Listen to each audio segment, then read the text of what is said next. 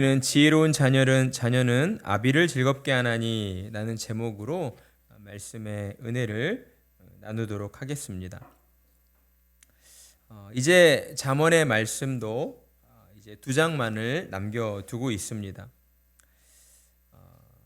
잠언을 설교하게 된 것은 하나님의 뜻이 있었기 때문이라고 생각을 합니다. 잠언의 그 가르침이 오늘날을 살아가는 우리에게 절실했다라고 할 수가 있는 것이죠.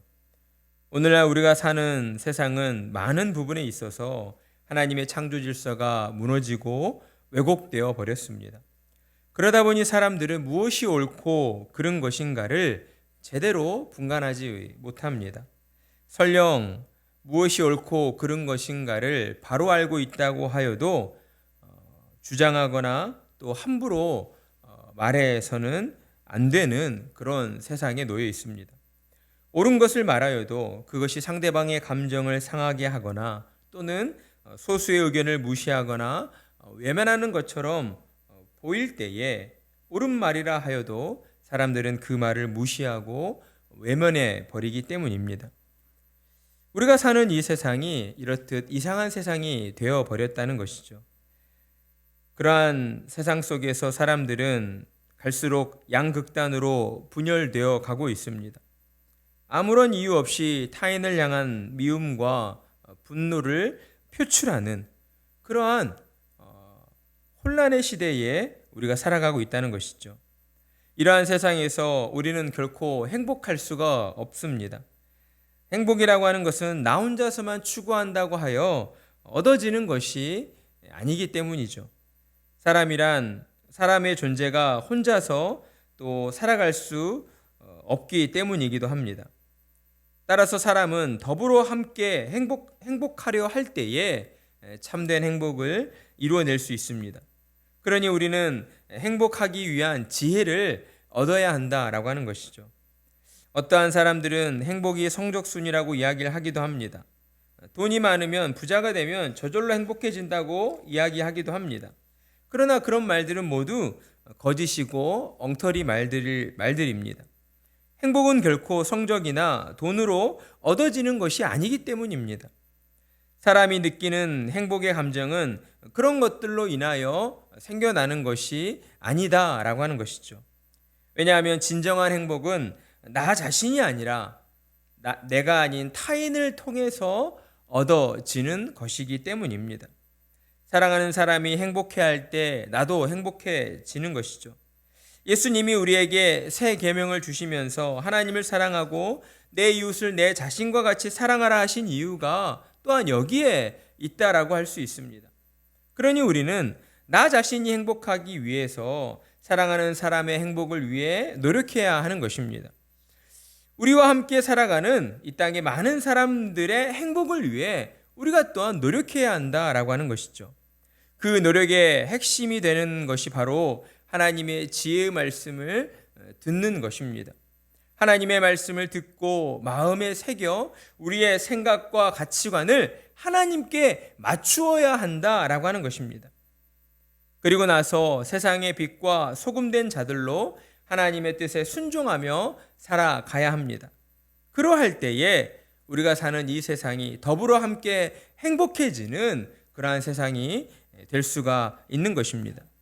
오늘 잠언 29장의 말씀은 지혜로운 자와 미련한 자를 대조하며 사람들의 행복이 지혜로운 자에게 달려있다라고 우리에게 교훈해 주고 있습니다.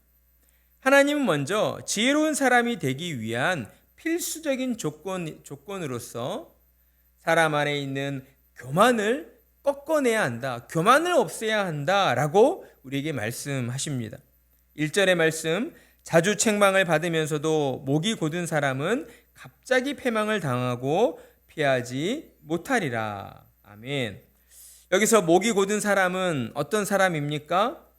하나님 앞에서 교만하고 불순종하는 사람이다 라고 하는 거예요.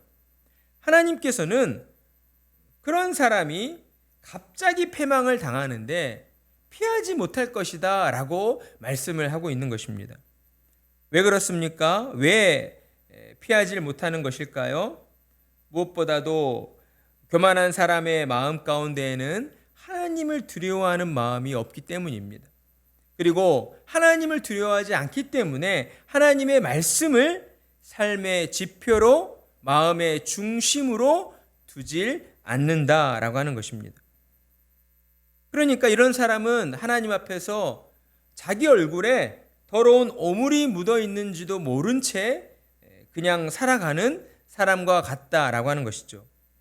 자신이 어떤 잘못을 했는지도 모른 채 계속해서 잘못하고 또 잘못하면서 죄를 쌓아가고 있는 것입니다.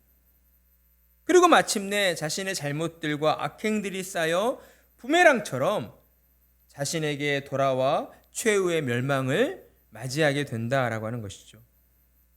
하나님을 두려워하지 않는 목이 곧은 교만한 사람이 바로 이와 같은 멸망을 맞이하게 되는 것입니다. 하나님께서는 이처럼 자신이 죄인인 줄조차 모르고 교만하는 사람을 가장 싫어하십니다. 그러니 저와 여러분은 늘 하나님 앞에서 우리 자신을 낮추는 겸손한 사람들이 되어야 하는 것이죠. 스스로 하나님 앞에 우리의 몸을 낮추어 하나님께 엎드려 하나님의 은혜를 구하며 하나님 앞에 감사와 찬양을 올려드리는 그러한 신앙의 모습으로 우리가 서 있어야 한다라고 하는 것입니다. 하나님께서는 그런 사람들을 의인이라 여겨주시고 그러한 의인들에게 하나님이 주시는 지혜를 허락해 주시는 것입니다. 그로 인하여 의인들을 통하여서 하나님이 기뻐하시는 그렇게 의로운 나라, 그리고 하나님이 원하시는 행복한 나라로 이루어가 주신다라고 하는 것입니다. 2절의 말씀, 의인이 많아지면 백성이 즐거워하고 악인이 권세를 잡으면 백성이 탄식하느니라. 아멘. 세상이 혼란스럽고 어지러운 이유가 무엇입니까? 하나님 앞에서 목이 곧은 교만한 자들이 세상의 권세를 잡고 흔들어대기 때문이다 라고 하는 것입니다. 세상에서는 권력을 가지려 하는 사람들이 대부분 이렇게 말을 하죠. 내가 권력을 가지면 모두가 살기 좋은 세상을 만들겠습니다 라고 이야기를 합니다. 그런데 여러분 어떻습니까? 참으로 아이러니하게도 대부분의 권력자들이 막상 권력을 가지면 모두가 살기 좋은 그런 세상을 만들기보다는 자신과 가족과 자기의 측근들만 살기 좋은 그런 세상을 만드는 경우들이 더 많다라고 하는 것입니다. 왜 그렇습니까? 사람의 본성이 그처럼 악하기 때문이다라고 하는 거예요. 아무리 그럴듯하게 좋은 말을 한다 하여도 결국에는 그 사람의 악한 본성으로 인하여서 그러한 사람이 권력을 잡았을 때 이 세상이 평화롭지 못하고 그렇게 혼란스럽고 어지러운 세상이 되게 된다라고 하는 것입니다. 그러니 우리는 모두가 살기 좋은 세상, 행복한 세상이라고 하는 것은 한 사람의 권력자에 의해 만들어지지 않는다라는 사실을 명심해야 하는 것입니다. 그렇다면 어떻게 행복한 세상, 모두가 더불어 잘 사는 그런 행복한 세상을 만들게 되는 것인가? 하나님께서 말씀하여 주십니다. 살기 좋은 세상, 행복한 세상은 하나님을 두려워하는 의인들이 많아졌을 때에 만들어지게 된다라고 우리에게 말씀해 주고 있는 것입니다. 우리는 하나님의 말씀을 우리 사회가 겪고 있는 분열과 갈등과 미움의 그 문제들을 해결해낼 수 있는 해결책이라고 믿어야 합니다. 하나님의 말씀이 우리가 겪는 모든 문제들을 해결할 수 있는 능력의 말씀이라는 사실을 저와 여러분이 온전히 믿어야 한다라고 하는 것이죠. 그리고 하나님의 말씀을 믿고 하나님의 말씀에 따라서 우리는 행동하며 살아가야 합니다. 우리가 사는 이 세상에 하나님을 두려워하는 의인들로 가득 찼을 때에 이 세상이 행복해질 수가 있는 것입니다. 그렇다면 우리는 어떠한 행동을 해야 합니까?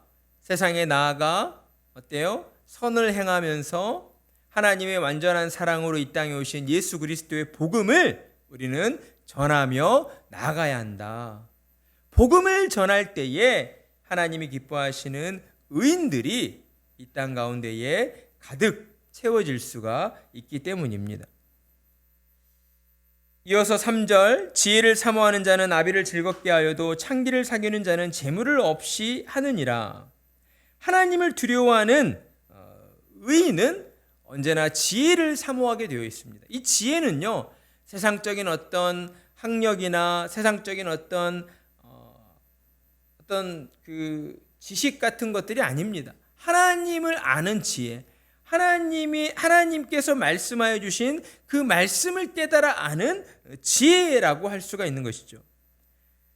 하나님의 말씀인 지혜를 사모하는 의인들은 언제나 하나님 아비를 즐겁게 하고 또 하나님을 즐겁게 하는 것입니다.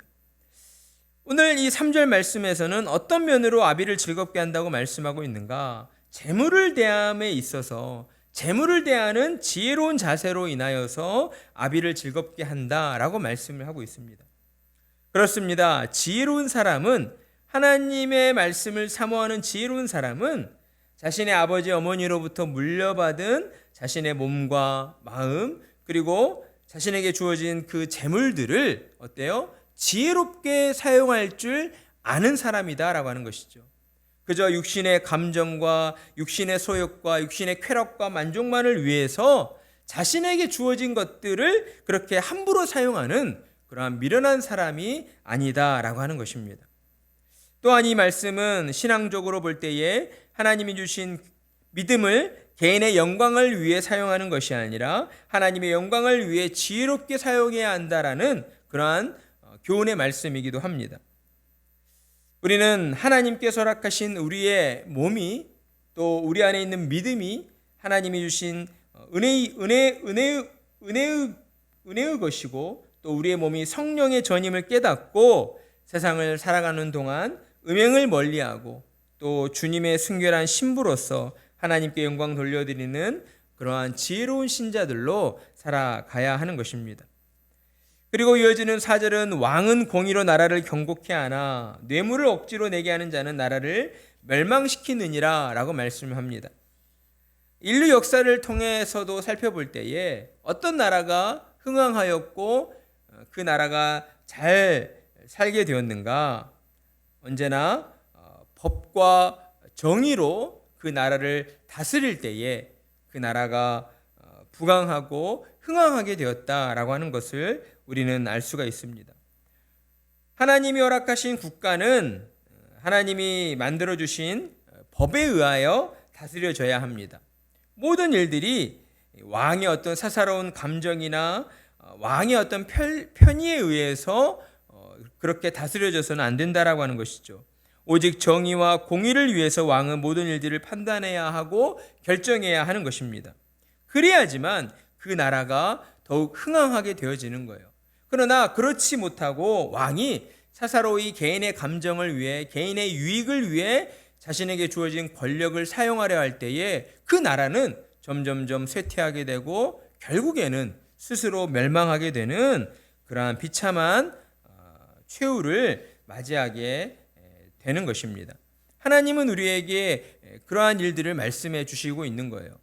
이러한 측면으로 또한 이웃에게 아첨하는 것은 그의 발 앞에 그물을 치는 것이다 라고 우리에게 말씀을 합니다. 아첨이라고 하는 것은 결코 좋은 의도의 그러한 말이 아니죠. 어떠한 거짓으로 조금 더 나보다 더 힘이 있는 사람에게, 나보다 더 권력이 있는 사람을 향하여서 무언가 내가 더 많은 이득을 얻고자 할 때에 그 사람에게 아첨을 행하게 되는 것입니다. 따라서 아첨이라고 하는 행위 자체는 결국에는 어때요? 그 사람을 이렇게 멸망하게 하는, 마치 그물을 쳐놓고 그 그물에서 빠져나오지 못하도록, 헤어나오지 못하도록 하는 그러한 안 좋은 그러한 결과를 낳게 된다라고 하는 것입니다. 사랑하는 성도 여러분, 하나님께서는 저와 여러분이 이 땅 가운데에서 행복한 삶을 살아가기를 또한 원하고 계십니다. 그렇다면 우리는 어떠한 마음의 자세로 우리의 삶을 살아가야 하는 것인가? 하나님 앞에서 하나님의 말씀을 듣고 하나님의 말씀에 순종하는 자로서 언제 어디서나 겸손한 자로, 정직한 자로, 진실한 자로 하나님을 기쁘시게 해드리는 의인된 자로서 우리는 살아가야 한다라고 하는 것이죠. 이 땅 가운데에 하나님이 원하시는 의인들이 더 많아지기를 간절히 갈망하면서 세상에 나아가 선을 행하고 우리 안에 있는 예수 그리스도의 복음을 나만 아는 것이 아니라 우리 주변의 이웃들에게도 나누어 주고 전파하면서 그들도 나처럼 하나님의 은혜로 의롭다 여겨지는 그러한 의로운 자가 되어지는 일들에 우리가 앞장서서 살아가야 한다라고 하는 것입니다. 그리할 때에 저와 여러분은 우리 모두가 더불어 함께 행복함을 누리는 그러한 복된 삶을 살아가게 되는 것입니다. 그러한 삶이 저와 여러분의 삶에 가득하기를 주님의 이름으로 간절한 마음으로 축복합니다.